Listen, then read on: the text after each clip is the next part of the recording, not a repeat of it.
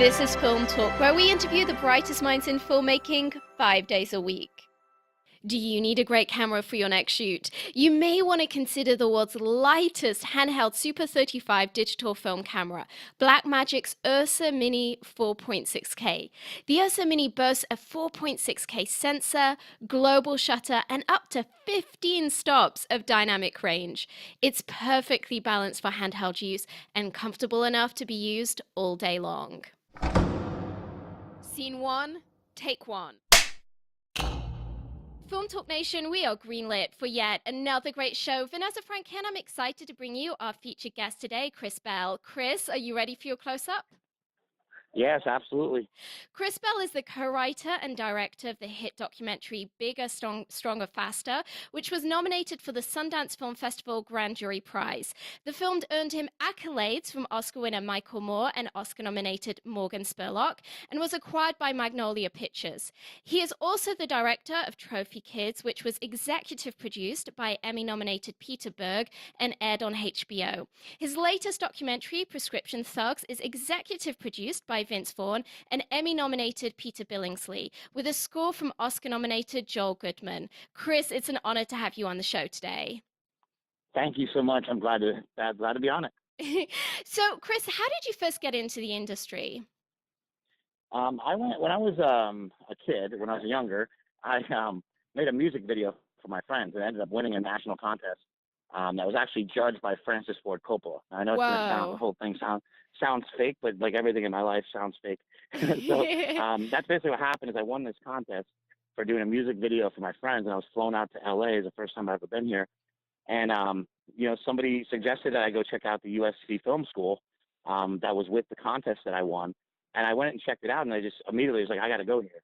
And I didn't know anything about USC at all. I just knew they had a good football team. That's kind of like all I really knew. So I was like, you know what, I'm just going to go and have fun and whatever. And when I got back home to Poughkeepsie, where I'm from in New York, people said, you're crazy. Do you know how hard it is to get in there?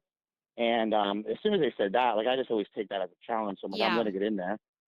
So we figured that out, got into USC, graduated from USC. And, I actually was struggling. I made a short film called Billy Jones. It was like an epic short film, I say. It's like, 14 locations in 17 minutes, and it's kind of crazy. And we did that film, and after that, I thought I'd be like, hey, I talked to the racers. Like, now let's go. Like, that film won like a big film festival, and people really liked it. And I thought I was going to be off to the races, but it's not that easy making films. It's really difficult. You have to have so many people coordinated all at one time in order to do it. And so if you can't make the stars align yourself, you could be as talented as you want, but you're never going to make a movie. Yeah. So I sort of was like depressed in that realm. I was actually working at Gold's Gym in Venice, where I'm talking to you from right now, actually. And I was selling gym memberships and miserable because I wasn't doing what I really wanted in life. And then one day, my friend who was from film school, Alex Bono, he walked in the door and he just said, hey, what are you doing here? I'm like, I work here. He's like, oh, I just moved to Venice. We started talking. He's like, what are you doing with film? I said, oh, nothing. I never really gave up on it. I was writing and stuff, but I didn't have anything going on. And so we just started having a conversation. The next thing you know, when I brought up like steroids and stuff, I said, oh, we should do a documentary about that. It'd be crazy. He got excited, and like that next thing you know, just boom, boom, boom. Started, talking to people, and made a little teaser. And I think that's important. So everybody out there is trying to make a film. It's like, get somebody to see what your vision is a little bit. If it's documentary, go out and shoot some stuff with the subject, with the subjects. Don't make them give you the money first. Go show them what you can do. And that's what we did with Peter Berg. I showed Peter Berg, and within 2 minutes, I got an answer. It took me 6 months to get him to sign a piece of paper. Then it gets crazy. But just to get him to agree over, I said, hey, Pete, what do you think of this? He's like, it's amazing. Like, I want to be involved. And I think that's, and the reason I know Peter Berg is because he saw my first film, and he also works out at my gym. So like, all this stuff is kind of like, you gotta be networking. You have to be pushing, everybody else's buttons to make them move, because nobody's going to move for you. So I realized that, like, when I was really young, like, nobody's going to do this for me. I got to just go out and do it. And now my next goal is to do a scripted film that I wrote. Yeah. I can imagine that for a lot of people listening who similarly might have had kind of that false start in the industry, this is a really encouraging story of the fact that that doesn't have to be a dead end, that there's always a way to kickstart things, to reboot things, to just generate a whole new phase of your career. You were sharing quite a bit about just how that importance of network and building those relationships. You have an incredible team on Prescription Thugs. I mean, you have executive producers Vince Vaughn and Emmy-nominated Peter Billingsley, and then you have this score from Oscar-nominated Joel Goodman. For other producers and directors who are looking to get an equally impressive team around their projects, what advice and insight can you specifically give on how they might be able to achieve that? Sure. I always just say, watch the movie Patton, which is part of parts of it are in Bigger, Stronger, Faster. But like a movie, like watch like something, get inspired by somebody who's led a lot of people and has been able to show a lot of people, what to do very successfully. I think that like, you have to get excited about making a film, and you have to follow those people that have done it, and just like, I just say read up on your favorite directors and how they get into business. Like everybody has their own path, so there's no right or wrong way to do it. Some people come in as a PA, and some people come in as an executive producer.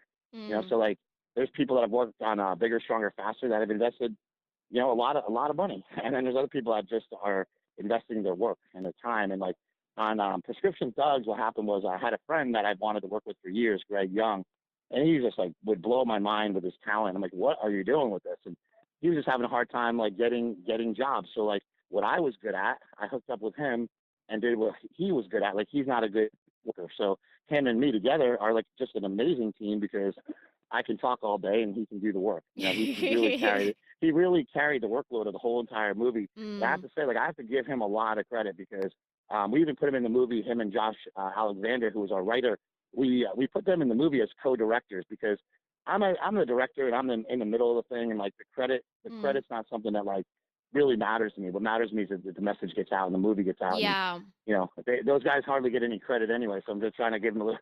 But they really, really deserve it. Like Josh Alexander is an amazing writer, and Josh is also a voiceover artist. So imagine having a voiceover artist coach you when you're doing the voiceover. Yeah. So you're like laying down lines and tracks, and we just sort of laid it all down like at once at the end. We were cutting with like a scratch track, of voiceover. But then when we were able to like go in and record it, I had Josh coach me the entire time. And sometimes I wanted to strangle him because it's like there's a scene in Howard Stern Private Parts where he's trying to get him to say, WNBC, kind of like that. Like you're not saying it right, and I kept getting mad at Josh. Like no, say it like this, and I couldn't like nail it sometimes. So it gets frustrating. But like if you want to be the best at anything, you have to be pushed, you have to be challenged, and you have to be humbled. You have to be humble. I think that's important too. So how did the whole Vince Vaughn thing come about? Because I mean, that's no small get to have a internationally recognized actor kind of vet this project as an executive producer. Yeah, I never knew Vince Vaughn coming into this whole thing. I didn't know Peter Billingsley, but I sure knew who both of them were. I was reading I was just online one day, and I was just perusing through, I think maybe Deadline Hollywood. And I'm like, oh, what is this? This is another good story, another good tale for your listeners. Is like, I thought that I had just finished Trophy Kids. I was having a really bad struggle with prescription drugs and alcohol, and I was trying to get my next project off the ground. But I kind of didn't care about my project because I was really more concerned with the drugs and alcohol. Like I would drive around. Sometimes I would drive around getting pills like all day. Like how do I get these pills? And if I went to one place and I couldn't get them, I go to the next place and the next place, and we would just keep going until we found somebody that had them. And that's the way that it went back then. Yeah. So then, how did you get this connection with Vince? I mean, how? Oh, so with Vince, I'm sorry. I would sometimes I go so crazy and I lose it. And I'm also at the gym, and like I go to walk one way and some guy starts punching a punching bag, so I'm a little distracted. It's okay. Yeah. I was in a quiet space when I first called you. So but so this hookup with Vince came through. Like I was on the internet, sort of at my lowest, like one of my lowest points in my life, and I'm like, you know what? Screw this. Screw these drugs. Screw whatever. And actually, before this, I wasn't having a problem with pills. I had for a while said, you know what? I'm going to quit pills, and I was able to get off pills. I ended up in the emergency room twice. Wow. From trying to get off Suboxone. And so what happened was, I was making a long story short, I couldn't get clean. Like I couldn't stop doing the pills. So finally I was able to get off the Suboxone, and when I was able to get off of that, then I was able to like, have a clear mind and be able to Mm. think a little bit better. And I was just like, so when I was on the internet one day, I saw this contest, and it's sort of like a Willy Wonka contest. It's like, hey, make the best, teaser for a documentary, and we'll fund it. And so it was basically like it was a reality show. Actually, it's on. To actually look it up. It's called The Pursuit of the Truth, and it was on Glenn Beck's network, The Blaze. The Blaze actually, was a producer on the movie. So what happened was Yes. they were basically doing like a contest to find who would be the best person to make their documentary, and I won the contest, like Willy Wonka. That And is it amazing. went to yeah, and it took a while and everything, and it's like it's hard because it's like Vince Vaughn was the executive producer on the movie, and it's funny because everybody like gets so excited about that, but that's the Mm. reason why you do that. You want to have Yeah. somebody as an executive producer with a name Oh, so you that need it it. draws people Yeah. in I would imagine to that watch it. So we, in a way that that's particularly true with documentary that is typically a little bit of a harder sell than maybe drama can be, and sure, having that name of a great entertainer it's like aligned with your product, it kind of might tip the balance between someone going, I'd rather watch Captain America, and saying, you know what, I'm going to take a punt on watching a documentary for once. yeah, it's a decision. It's like, oh, Vince Vaughn put a stamp on this. Yeah. Maybe If this he thinks fits. it's cool, then it's Or going to be people might think cool. it's funny, and it Yeah. is kind of funny. So I think those people will be satisfied. You know? So, I'm fascinated, being someone who more so comes from the background of dramatic fiction movies, more so than documentaries. What is your process for developing the narrative of your documentaries? Because, I mean, Prescription Well, if Thugs you has a really, like, an arc that I kind of look at for those who haven't seen it yet, as it's just in the process of being released, but it has this arc that one could have never foretold, starting out the process, like, oh, these are the things that are going to happen. I mean, it really, that journey you know was what's so completely crazy? As the unpredictable. person involved in the journey, Mm. like I wasn't sure if anybody would want to watch it. You know what I mean? Like Yeah. so, it's great to have like the great feedback we've been getting. Yeah, I mean, it's a story that's incredibly compelling because of these very dramatic situations that happen during the course of filming that one could have Sure. never, when you're kind of writing your pitch document or whatever, you're not like, oh, and in Act Three, I'm going to realize I have a drug problem myself. I mean, that's like Yeah. completely Like not, I wouldn't do that specific, but yeah, the original thing that we wrote for Prescription Thugs, bigger, stronger, faster, and Trophy Kids, kind of all comes out sounding like the treatment. So really. it's a lot of the same terminology, a lot of same things, But I kicking mean, so around. So if you can, did you have any plan going in? How did you, when it comes to editing something like this and putting it together, do you just kind of start the process going, we're just going to start you got filming it. and see what happens? Or is it Well, more like, the first thing I do, this is just my process, is like try to the very first thing I do is figure out like, well, who are we gonna shoot? So I do like a bunch of research and just try to find people. I'm like, type in craziest, like I Google everything. I'm like a Google master. It's like, craziest stories, craziest death, craziest like whatever, like yeah, craziest prescription drug death or something, like whatever. I just like keep looking for things that you just mm, keep fishing basically. yeah, Start out typing in prescription drugs, see what comes up, and then I wrote a treatment, and then mm, I got a little bit of money to make a teaser, and making the teaser was what got everybody on board, and mm, so that's basically my process, and then like through filming the movie, I mean I just kind of would show up for work every day and be like, okay, well what's next? What are we gonna do? And then we yeah, figure out our shoots, and what happened was there was a lot of downtime on the movie. So in the downtime, anybody that's an addict will tell you like, if idle hands are the devil's workshop, they say, yes, and that's a huge like truth for addiction. Is like if I'm bored for 1 second, I'm going to turn to drugs or alcohol because that's mm, just my personality. That's what I've. We have to remember that with addiction, it's it's a behavior problem. It's a brain problem where something's not firing the right way. Something's not it's telling you to go ahead and do the bad thing rather than do mm, the good thing or whatever. And so we can fix these things, and that's what really helped me to get out of it, is just learning that it was curable. It's something that can be fixed for yeah. sure. But so then, does this mean you had like, a really huge post-production process where it's like, we just have reams Yeah, of that's kind of how it footage, or happens. It was yeah. like, sorry to cut you off.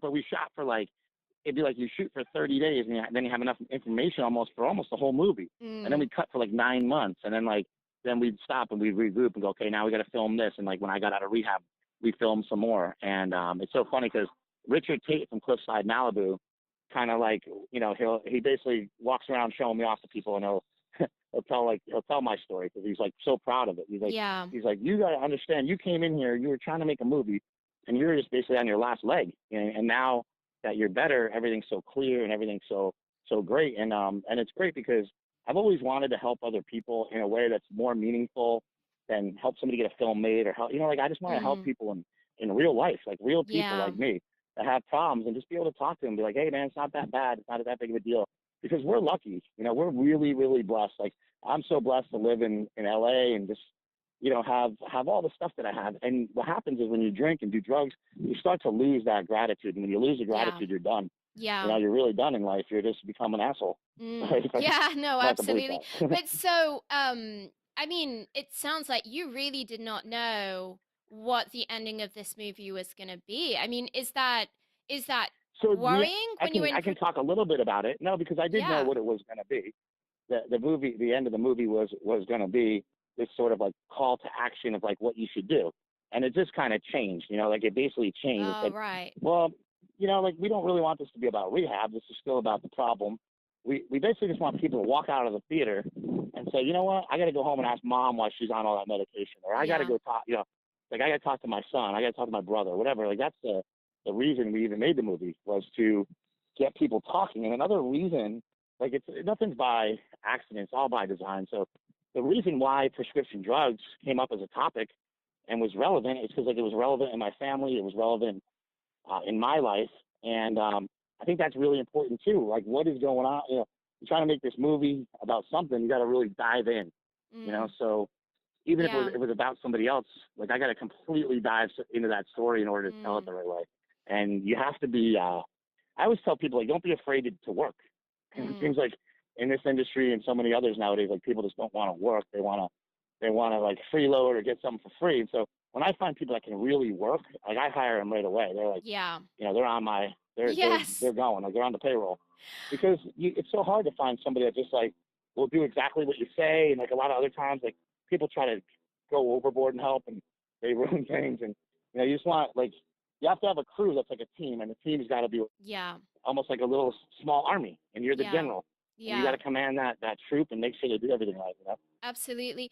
Well, I mean, it sounds to me like, in a sense, it's kind of the beauty of documentaries is that it is an unexplored journey, and you don't ever fully know what's going to happen during the course of filming. And certainly, I think But what you this. have to do is like when you make a documentary, you have to like have a plan, and Yeah. then be like just be just know that you can deviate from that plan. Yeah, That's the key. Is like knowing. it's almost like being Yeah, pleasantly surprised if something better than the plan happens, which is kind of, I think, there what were happened with this movie. sure. I mean, there were Um, several things like that happened in Bigger, Stronger, Faster that were just impossible. You could never plan yeah, like me showing up and shaking Arnold Schwarzenegger's hand and ending up on the LA Times. Like you just you can't fake that. Like you no, can't make that up. And so that happens just organically. And I think that's another thing people need to realize. Like if it's not organic, throw it out. It's just the same as food. It's not organic, don't eat it. Like, it's not good for yes. you. You know, if Oh it my doesn't gosh. happen I organically, seriously find it, as someone who isn't so much on the side of these kind of, making these kind of documentaries, I would just find the whole thing terrifying of just being like, oh my gosh, what if we shoot for 9 months and then like nothing happens, and that, something always happens. oh, Because wow. it's sort of it's like it is sort of a weird situation being in a documentary, because like you kind of always know that you're on camera. I mean, you can always see the camera, Mm, and you don't you're not, once you get comfortable enough, you're not really acting for the camera. But there's always some, hey, can you come over here and do that again? Or there's some acting going on in documentaries all the time. It has to be, so some situations have to be forced together in order to work. In Bigger, Stronger, yeah. Faster, I have a dinner with my brother, with my two brothers and my parents, and we haven't sat down to eat dinner together when it's not at a restaurant in years. But I had to make that situation happen, and Yes. it's a very authentic situation once it starts happening. But like, It's like the you have to. construct is Well, don't be forced. afraid. Yeah. Yeah, it's like just because it's a documentary, don't be afraid to show something that like could actually be true, and it's Mm. just sort of like a little bit manipulated. But as long as you're not manipulating it to the point where like something's completely false, Yeah, it's not then the we're good. hills. Well, I um think that like in documentaries, integrity is a huge thing, And if something like isn't really true, or I don't want to like try to stretch the facts and put them in a movie. I just want to put in, like what I read. Like if I read a fact, like we represent 5% of the world's population, we consume 75% of the world's prescription drugs. That's insane. That's going in my pitch. Yeah. So Um, stuff like is that. You it gotta get, y this movie, I mean, really all of your movies, but it really struck me with this latest movie, Prescription Thugs, that it's a really vulnerable position that you've put yourself in, as indeed probably any good documentary filmmaker who's kind of, in a sense, kind of the subject or the host of their documentary puts themselves in, where you're opening up your life and you're sharing it with potentially millions of people.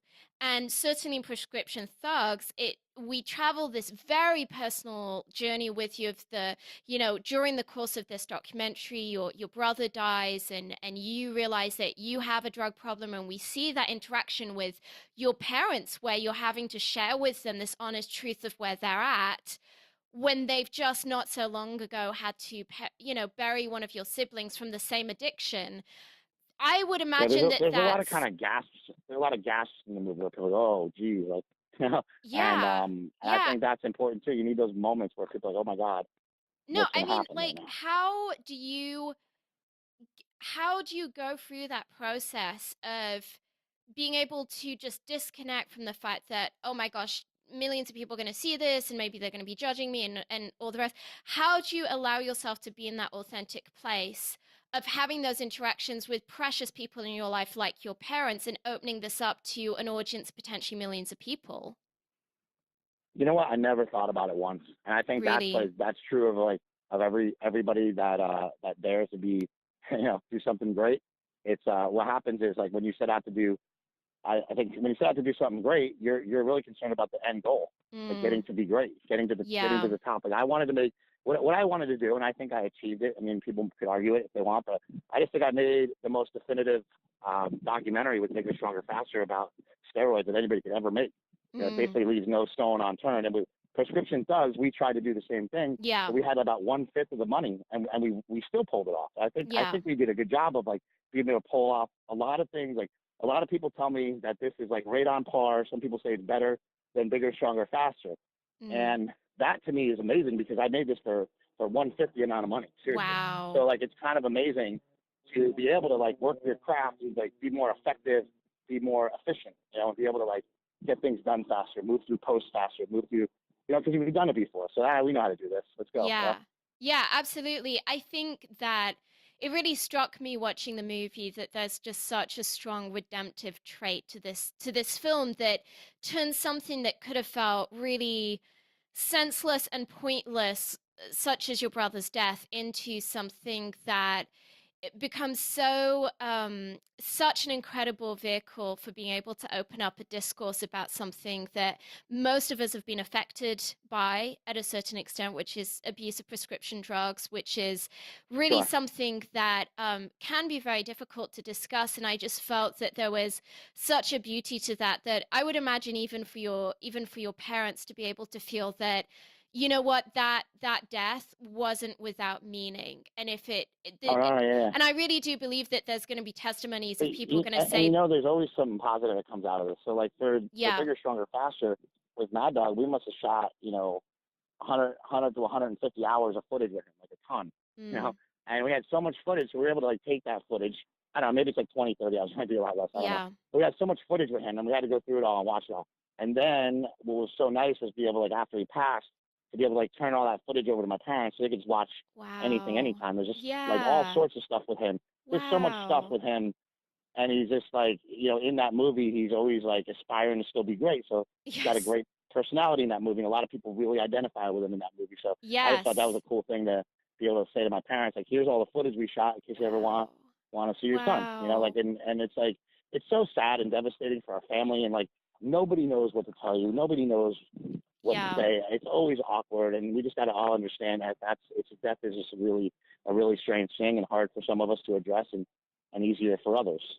It's so interesting that you say that, because I think I've known from a lot of friends who've had loved ones pass away that oftentimes you never think about, oh, I don't have a recording of their voice, so I don't, yes, we have pictures, but we maybe just don't even have video footage of them. And I can imagine that for your mum, that must be such a precious thing to be able to just watch it and Yeah, remember the sound of his or even voice, and even if she never watches it, just knowing that she has it if she wants it, yeah, and yeah, that sometimes is good enough. And when the thing is like when somebody, um, when somebody does die or somebody does like something tragic happens, if we can turn that into something good, that's what we always said was bigger, stronger, faster. Because I didn't think I was going to do a movie that was actually like this bold. I just thought I was never going to tell my parents I was an addict, try to clean up myself and figure it yes, out and move on.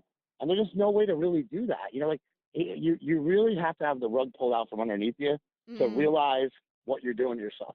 You have yeah, to have somebody pull the rug out, have them say you're going to get evicted from your apartment, you're going to lose your car, you're going to lose this, you're going to lose that if you don't do this. And you're like, oh, geez, yeah, I didn't know it was that bad. And then like when it gets that bad, or it didn't get that bad, I didn't get kicked out of anywhere or anything. But like I when I was actually doing the prescription drugs in the first place, like the couple of years that I did them after my hip replacement surgery, what I would it's crazy. You just like take pills, call your dealer, get more pills, and then my dealer actually committed suicide. So we oh was my talking about like gosh, death and how you handle that. And my way of handling that was like the guy committed suicide because he ran out of his own supply of pills. wow, He was also doing it, wow, and that was my wake up call. That was like when my yeah, friend stuck a gun in his mouth in my other friend's bathroom, blew his head wow, off you know, in a shower stall in Malibu. oh my I mean, it gosh, was just like that was like brutal. That was like devastating to me, and yeah, I couldn't go to his funeral because I just knew his family would be there. His parents, like, it's like mm, I felt like a criminal. Like, I just bought mm, drugs, a ton of drugs from this guy, and now he's dead. His whole family. I'm not gonna. mm. I couldn't even bring myself to go to a good friend's funeral, and that's how bad and sad and scary this stuff is. I mean, I really feel that there are going to be lives saved through through your new movie, Prescription Thugs. And what's really came into very clear focus for me watching the movie is that the lives that are saved aren't necessarily going to be lives of people that we would typically classify as being a junkie. It's the housewife, it's the mom, it's people It's who just like don't it's just ever people getting off their statin medication. It's people exactly. like and I would never so just have to make this precursor this statement, like I would never give anybody like medical advice. I'm not a doctor, Yeah. but I just know that if you go do your own research on statin drugs, you'll find that they rob your body of cholesterol. Your body can no longer produce testosterone. With a low cholesterol, you have a low immunity system, and your body can't function and get better. You're dying. So you're taking Mm. something that's making you go more towards the grave than it is away from it. In a way, 'cause Yeah. it's basically making you Yeah. you Well, know lose a lot of strength. I think this movie, like all good documentaries, provides a lot of food for thought and is going to cause people to take a step back and see things from an angle that because they've been so indoctrinated in this culture of pop a pill, prescription medication, and those drugs being perceived as not being a form of addiction, I really just think that this is going to enable, hopefully, an entire generation of people to start Sure, seeing things a little bit more clearly. And you know sure. what? If even a single life is saved through this movie, then it was worth the whole Well, thing. a life has already been saved through this movie, so Really? it's yeah. Well, Well, me. yours, yes, So me, obviously. right? No, seriously, like Obviously. yeah, there's me, and Yeah, then you have several other people. I've had so many people that I'm like helping now. yeah. Go, just basically helping. Like, I don't even sponsor anybody in AA, but I go to AA and I try to help everybody, all the young kids there. I talk to them all. We call each other and stuff like that, and it's just a good system. It's just a good way to Mm, like stay accountable with people, and it's a good way to like keep your nose out of trouble and stay on a positive path. And I got sober. I got sober in rehab at Cliffside Malibu. I didn't get sober in AA. And they're mm, definitely like very different programs. One's a 12-step program, and Cliffside Malibu is a very intensive like therapy program. And I mm. just have to say they're both great. They both work effectively for me. I've seen people get sober in both of them. There's a lot of people that will criticize AA and say that the 12 steps like don't work and it's all garbage. But those people are the people that stop going to meetings and go and get drunk again. Yeah. So that's what the problem is with all like with addicts, addiction, pills, all that is like we just keep chasing that dragon and we Mm, can never get that dragon, so we keep chasing, chasing, chasing.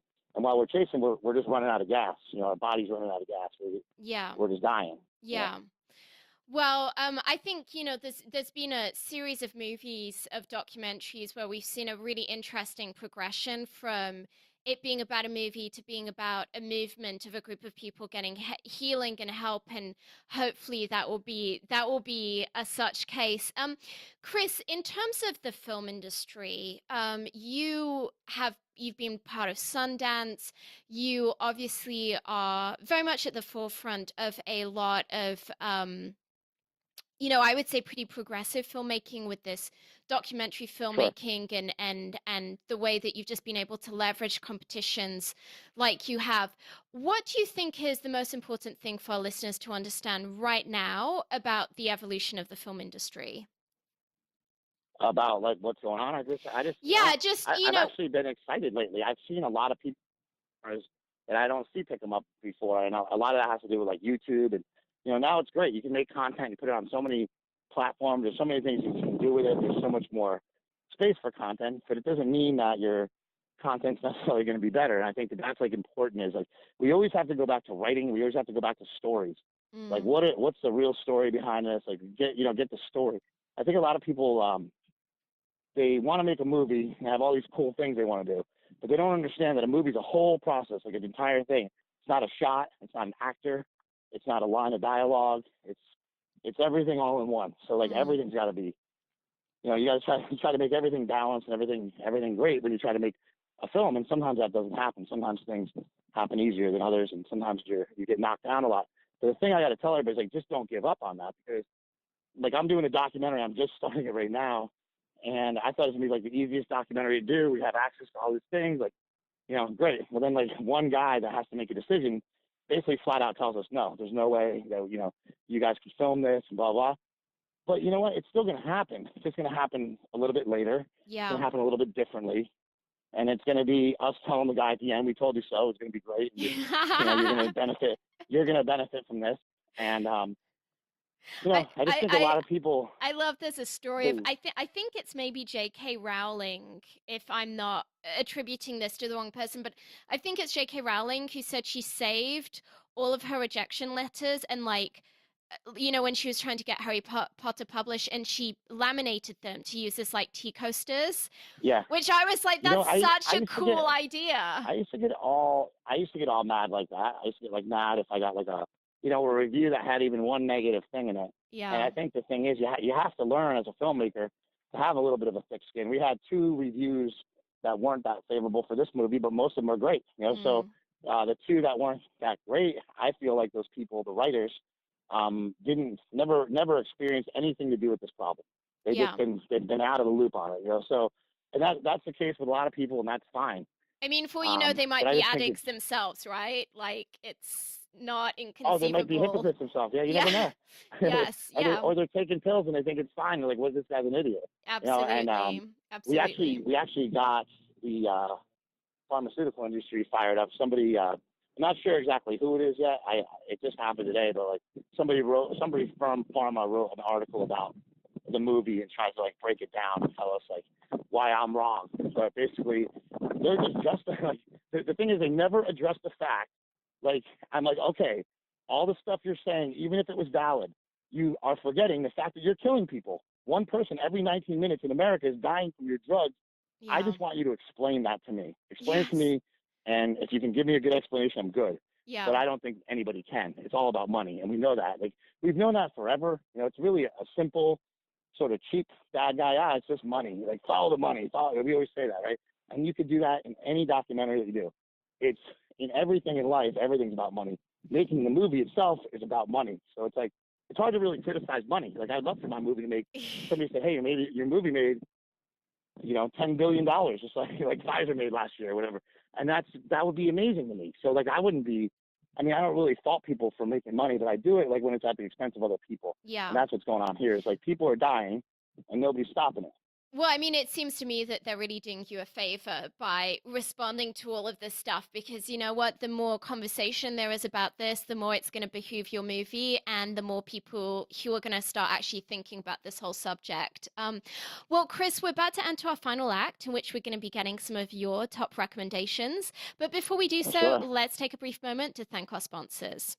When you're putting together that masterpiece movie, the coloring is a major creative decision.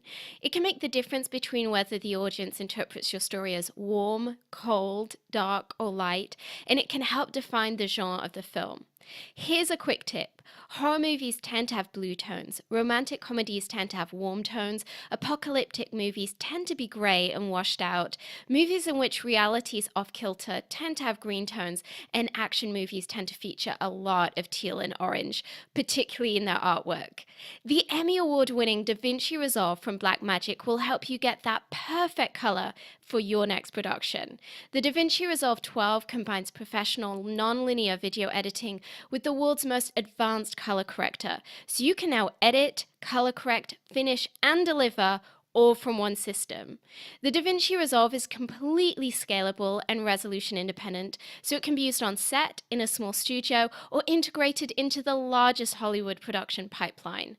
From creative editing and multi-camera television production to high-end finishing and color correction, only DaVinci Resolve features the creative tools, compatibility, speed, and legendary image quality that you need to manage your entire workflow, which is why it is the #1 solution used on Hollywood feature films.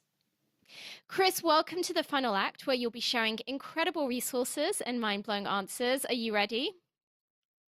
Yes. If you had just one movie to stake your entire career on, what kind of movie would it be and what talent would you want attached? I would go back in time and I would redo Rocky and I would basically use Yes. Sylvester Stallone again. It's my favorite movie ever.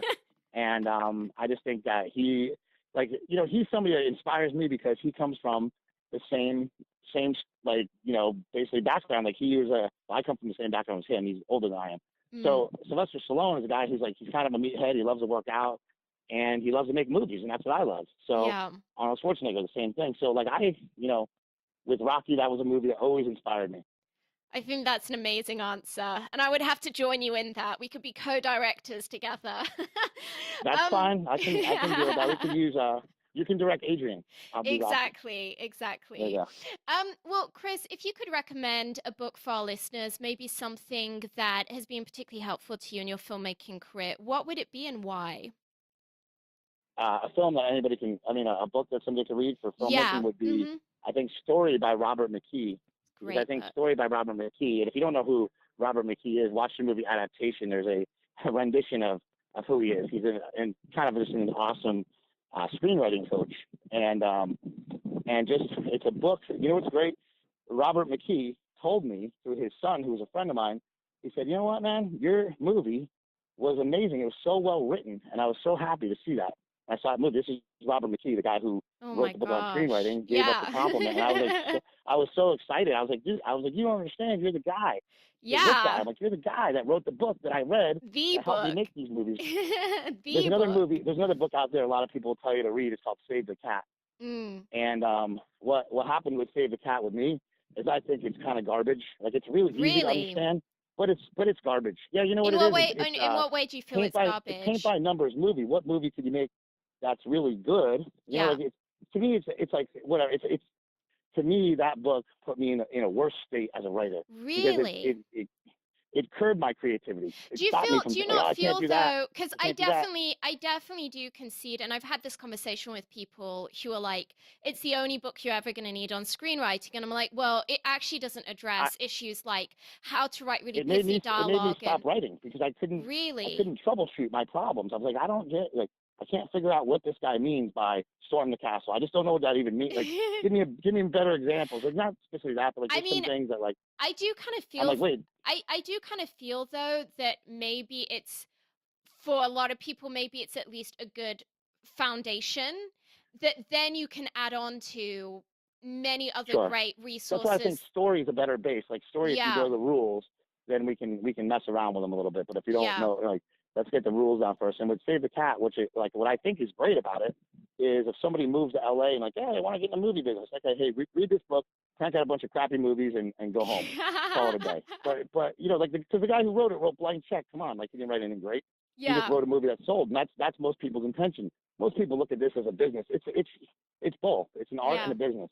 So if you look at it as Yeah. a business and you're making money doing it, bless you. God bless you. Go ahead, go for it. Well, If you're doing this to make a difference, God bless you and go for it. I think it's yeah. and if you can do both, then it's a miracle. It's Yeah. amazing.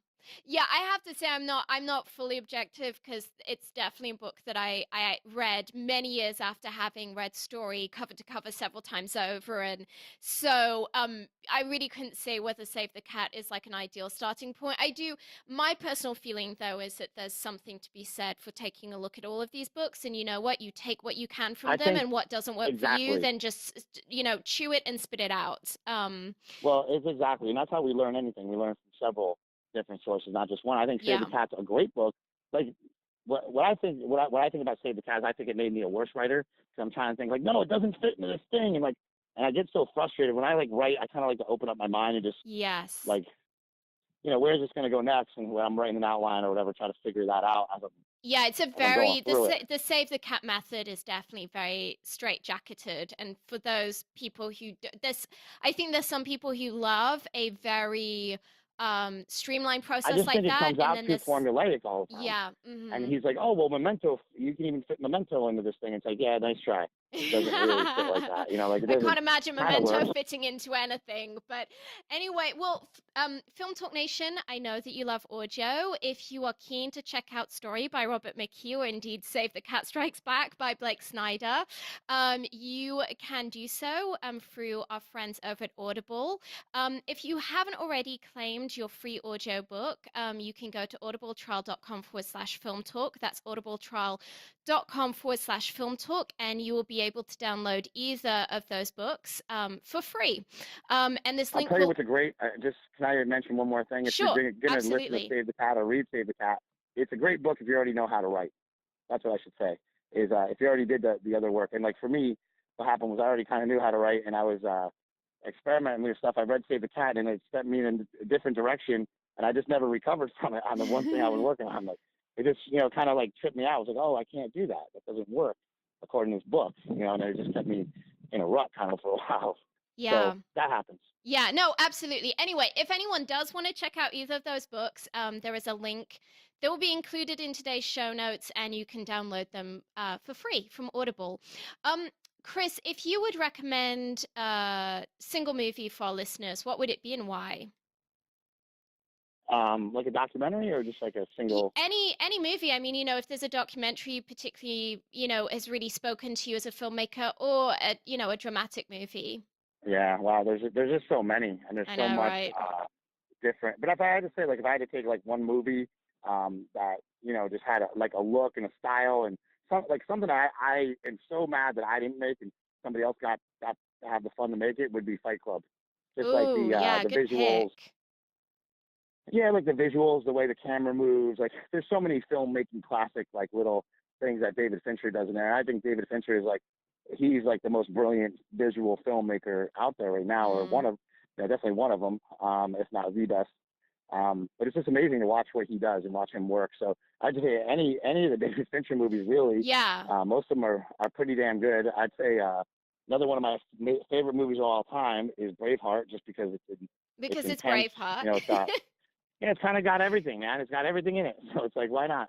Yeah.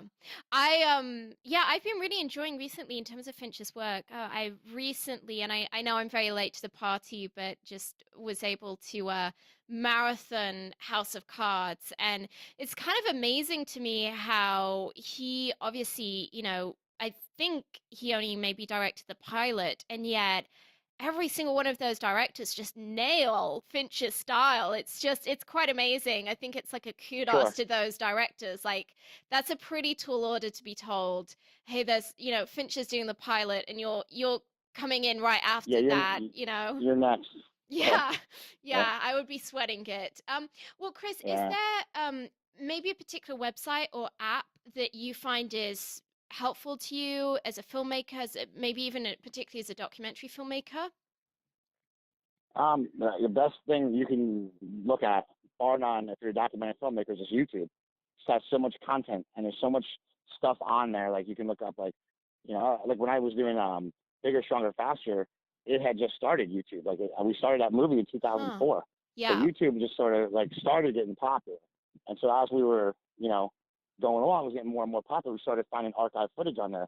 When we did Trophy Kids and Prescription Thugs, like all of a sudden now all this footage that we could never find and we have to pay $1,000 going to archive houses for, this is now available to me, and I can actually download it and cut it into the movie to see if it works. And that's like kind of Yeah. amazing to be able to do And then that. do you Whereas it, and then did you just use kind of the oh my gosh, I'm blanking on the name of the act that allows you to use the footage for free. Were you able to just kind of say, like Chris Rock or something, yeah, like, well, just to say, Chris Rock is in this it. is like for What educational what you have to do is purposes.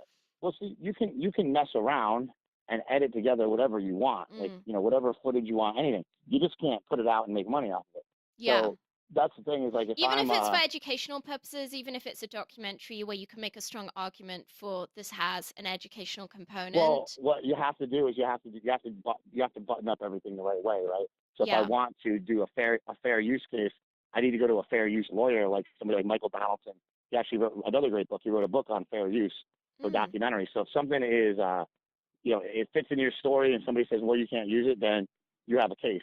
And what you do is like your attorney will write up a case by case basis of every shot and why it should be in the movie, and the lawyer, the other attorneys that are checking it will read it and vet it and see, just see what shots you can use and some you can't. There's a yeah. couple shots that we couldn't use, and it's like heartbreaking when somebody tells you, I Yeah, can't use that for you. I heard this. I heard this story a while back, and I don't know if this is correct or not. Maybe this was just a case of someone trying to pass the buck. But they were saying that the all fair use kind of goes out the window the moment that you contact someone for, with an offer to pay for the rights. That like the moment that you actually reach out to that person and say, hey, can we pay you for these rights to use this footage?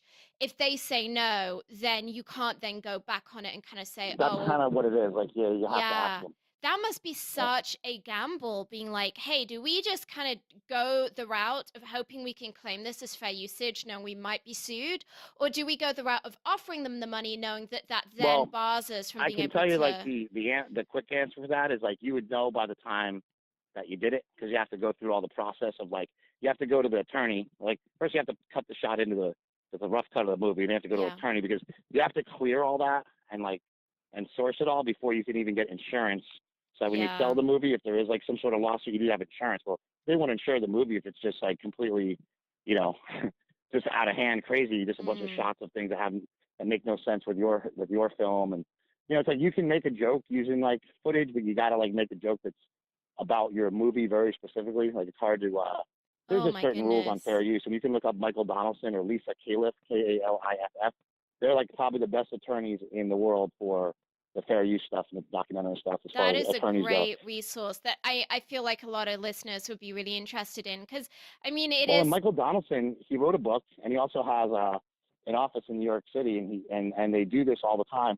And I don't want people to think it's super expensive. Like they're very reasonable for what they're Really. doing for you. So, yeah, like that. Those are the people that hit You up know, if you're doing a documentary and you need to clear footage. I'm gonna include the link to his book in the show notes because I feel like there's gonna be a lot of people who are gonna want to get a hold of that.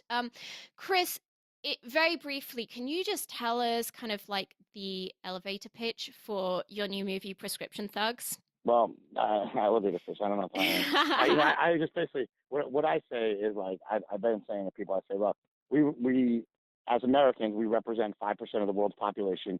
We consume 75% of the world's prescription drugs. Do we really have a war on drugs? And that's kind of the idea. It's like why are we the country? Why are we the people consuming all this? That's what I Mm, wanted to find out. That's the main question at the center of the movie is sort of like what are we doing and why and how are yeah. we letting all these people die and nobody's doing anything about it. So it's really just kind of a movie to spike awareness, And for and start a people conversation. It's not meant to end the conversation. It's meant to like start people talking. Yes, I would definitely, having seen the movie, I would definitely concur with that. For people who have been watching this and are going, I need to see this movie because that's my story or that's the story of someone I love, or it just sounds like a really cool filmmaking concept, how can they get a hold of it? Of the movie. It's right now it's available on Amazon, Google Play, iTunes. It's actually the number one movie on iTunes right now as a Cool. documentary, and number one under sports films, which is great and exciting. Congratulations. Thank you. That's on iTunes, They can also see it in their local movie theater. It'll be out, I think, through like next week or something. And it's in like I think like 15 cities, Yeah. something like that. And you can just check your local listings to see if it's around because they gave us a list of all the theaters, but I think they're just like the major cities like New York, Boston, you know. Yeah. But people can double check. I mean, they can look Absolutely. at prescriptionthugs.com is our website. All Fantastic. that information down there. So. Prescriptionthugs.com. No, that's fantastic. So it's basically it's just releasing this week, right? So I actually think it's prescriptionthugsmovie.com. Oh, okay. Prescription Thugs themovie.com. Movie.com. Okay. I think movie, just I movie. almost said prescription mugs, which is clearly not the title of the movie. That would be pretty awesome. That's I mean, the that's sequel. Like that's coffee the movie. Yeah, I'm saying this is the sequel. That's the concept right there. Yeah. Well, Chris, it's time for the martini shot. What parting piece of guidance do you want to share with us? Have fun. You know what I mean? This is like it. I was taking my life and everything else so seriously all the time, and like I just have fun now. I just try to be good to people, and I try to be a good person. And if you're a moral, upstanding, good person in the society, you don't get rewarded for it. But you know what? You have to do it anyway. Yeah, I completely agree with you. You have to strive to be a great person. Like the thing with AA is people don't understand. When I would go to AA and I'd come back home and talk to my girlfriend, I would tell her like, look, here's what happened in AA today, and it relates exactly to her life too. This is about being a stronger person. Yeah. So like recovery is exactly what it says. It's you're recovering. So whatever's going to help to make you better, whatever's going to help get you to that finish line, you just got to do it. And then also to the filmmakers out there, like, look, just go do it. I have to say a million times, no one is going to hand you anything. No one owes you anything, and you don't deserve anything because you haven't done anything. So go out there and do it. Just go do it. Figure it out. I love it. I think that's who figured it out for Quentin Tarantino? Who babied him along the way? Nobody. Exactly. Like we want to be like him. You gotta do what he did. Exactly. Exactly. Sorry, I love Quentin Tarantino. I got to go back and say, probably Pulp Fiction would be that movie, maybe. Oh, really? Pulp Fiction? Pulp Fiction. I could watch Pulp Fiction like I could watch it like 3 or 4 times in a row. I think. Yeah. It's so cool. Like to me, like it's just the sometimes it's just the cinematography. Sometimes like I think on that movie it just hit everything out of the park, like on every level, the acting, the direction, everything. It just was perfect. And like that's kind of amazing to see when a movie can, sort of satisfy, like where there's nothing bad in it, there's nothing boring in it. Yeah. I think that's great to see a film like that. It's exciting. Yeah, definitely no one could accuse Tarantino of being boring, that's for sure.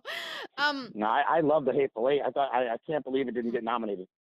I had so much more fun watching The Hateful Eight than The Revenant, and like I'm saying it. Really? I'm the one saying it. It was The Revenant was so boring to me. I was like, oh but God, there's politics. It's politics all around. I mean, Oh, I know. Yeah, I know. That's what I'm saying. It's like stupid. It's like, but The Revenant was also like a pretty cool movie. I didn't love it like everybody else did.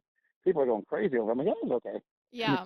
I was like, it looked amazing. I mean, I have to give them credit. It looked amazing.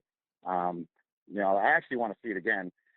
So it can't be that bad. I'm not really saying it's bad. I'm just saying I really thought Hateful Eight was more entertaining, and it didn't get nominated for anything. And it's funny because like when they were protesting the Oscars and all that stuff that they're doing now, it's it's like Tarantino could say the same thing. Hey, you're basically pushing me out because you're discriminating against me, because I don't know. I would think that they would have to know that movie is actually a good film. Yeah. Well, Chris, thank you for those thoughts. That's a wrap. Film Talk Nation. In this industry, you're only as good as the people you know. And today you've been hanging out with Chris Bell and myself. If you want to go the extra mile, head over to filmtalkpodcast.com and type Chris Bell into the search bar. The show notes from today's show will appear along with everything we discuss, like Chris's recommended book and movie. Chris, we appreciate you sharing your priceless insight with us today. Film Talk Nation thanks you, and we'll see you on the red carpet. Great. Thank you so much.